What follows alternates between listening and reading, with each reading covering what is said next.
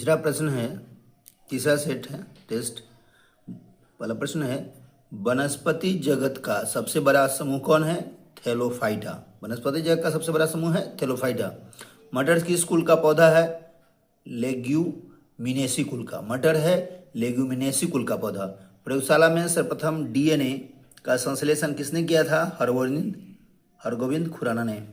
Nucleus के बाहर DNA मिलता है माइटोकॉन्ड्रिया में। न्यूक्लियस के बाहर डीएनए मिलता है माइटोकॉन्ड्रिया में। कोशिका के अंदर सूचना का प्रवाह किसके द्वारा होता है? आरएनए के द्वारा। कवकों की कोशिका भित्ति बनी होती है काइटिन की। कवकों की कोशिका भित्ति काइटिन की बनी होती है। सबसे छोटा बीज क्या है? आर्किड। सबसे छोटा बीज है आर्किड। तर्क रूपी जड़ का उदाहरण है मूली। पौधे का मुख्य प्रकाश संश्लेषी अंग है पत्ती।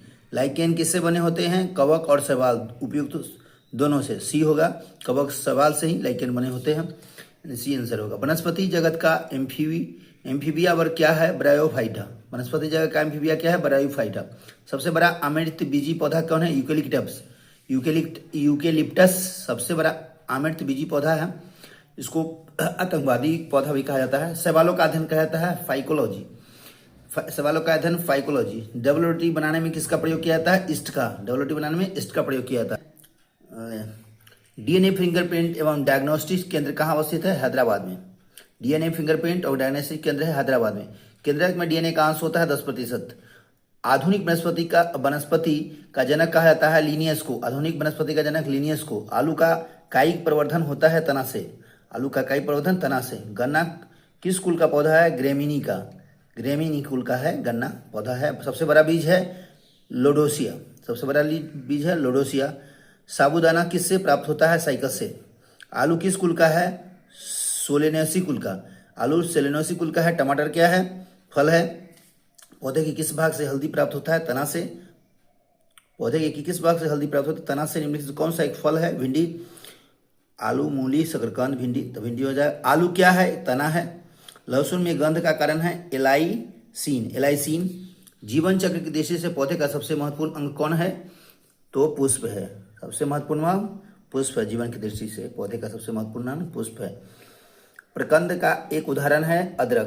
प्रकंद का उदाहरण है अदरक। शैवालों की कोशिका भित्ति बनी होती है सेलुलोज की। शैवालों की कोशिका भित्ति सेलुलोज की बनी होती है।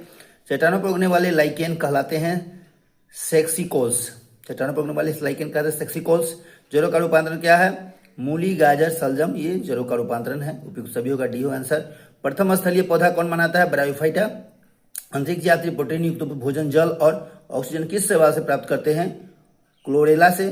सबसे छोटा अमृतबीजी है पौधा है लेमना सेलुलर और मॉलिक्यूलर जीव विज्ञान केंद्र कहाँ अवस्थित है? हैदराबाद में। पेड़ों की छालों पर उगने वाले लाइकेन क्या कहलाते हैं? कोर्टिकोल्स। लौंग किस कुल का है? मिर्टेंसी कुल का है लौंग। डीएनए किसका बहुलक है? न्यूक्लियोटाइड का। गोबर पर उगने वाले कवक कहलाते हैं क्रोपोफिलस कहते हैं गोबर पर उगने वाले कवक को। लाइकेन किससे बना होता है? कवक और शैवाल से, दोनों। तो 41 क्वेश्चन था जो महत्वपूर्ण है सभी एग्जाम के लिए। सीजीएल 4 के लिए खासकर 25 क्वेश्चन रहते हैं इंटर स्तरीय बीएसएससी और बिहार एसएससी सीजीएल में, और सभी प्रतियोगी परीक्षाओं के लिए महत्वपूर्ण है, चाहे रेलवे टेक्नीशियन हो या बीपीएससी हो। इसके साथ इजाजत लेते हैं। धन्यवाद। आगे फिर लेके आएंगे अगला सेट।